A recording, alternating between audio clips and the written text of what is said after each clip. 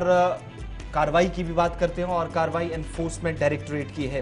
आपको याद होगा कि हमने परसों आपको बताया था जब doctor Farooq Abdullah national conference के सरपरस्त को नोटिस गया था और तीसरी मर्तबा जब उन्हें नोटिस पहुंचा तो नेशनल कॉन्फ्रेंस का भी इस पर रद्द-ए-अमल आया था कि वो भरपूर ताउन करेंगे।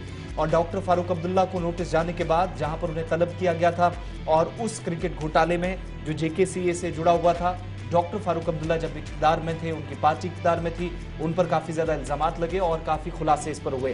फारूक अब्दुल्ला को क्रिकेट घोटाले में आज एक बार फिर उनकी पेशी होनी है और जहां एक तरफ डॉक्टर फारूक अब्दुल्ला ईडी के साथ ताउन करने, उनके सामने दोबारा पेश होने की तैयारी कर रहे हैं। नेशनल कॉन्फ्रेंस मानती है कि ये एक सियासी चाल है जो सरकारी तौर पर अपनाई जा रही है और ईडी का इस्तेमाल करके फारूक अब्दुल्ला समेत तमाम शख्सियात को डराने की इस तरीके से कोशिश है। फारूक अब्दुल्ला आज एनफोर्समेंट डायरेक्टरेट के सामने पेश होंगे।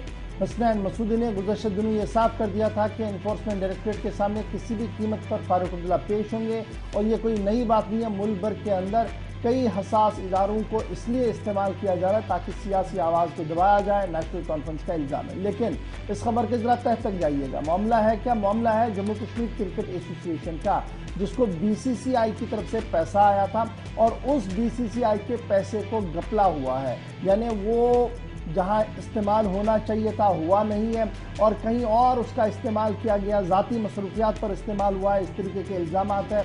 मामला अदालत के अंदर चला गया, हाई कोर्ट तक चला गया। हाई कोर्ट के बाद सीबीआई इंक्वायरी भी हुई और सीबीआई इंक्वायरी के साथ साथ अब एनफोर्समेंट डायरेक्टरेट ने मनी लॉन्ड्रिंग सिलसिले में, मनी लॉन्ड्रिंग केस के सिलसिले में एफआईआर दर्ज किया। उस एफआईआर के अंदर कई साबिक जम्मू कश्मीर क्रिकेट एसोसिएशन के मेंबरों के नाम है और बशमूल डॉक्टर फारूक अब्दुल्ला के। और इससे पहले भी आपको याद होगा कि चंडीगढ़ के एनफोर्समेंट डायरेक्टरेट दफ्तर के अंदर फारूक अब्दुल्ला तकरीबन 3 से 4 घंटे तक हाजिर रहे थे, जहां पर कई सवाल उनसे पूछे गए थे। वहीं पर आज एक बार फिर एनफोर्समेंट डायरेक्टरेट के सामने डॉक्टर फारूक अब्दुल्ला पेश होंगे, जहां पर क्रिकेट एसोसिएशन से मुंसलिक मामलात उनसे पूछे जाएंगे। ज़राए के मुताबिक केस नियर टू क्लोजर पहुंच चुका है और कई हसास मामलात से पर्दा आने वाले दिनों में उठ सकता है।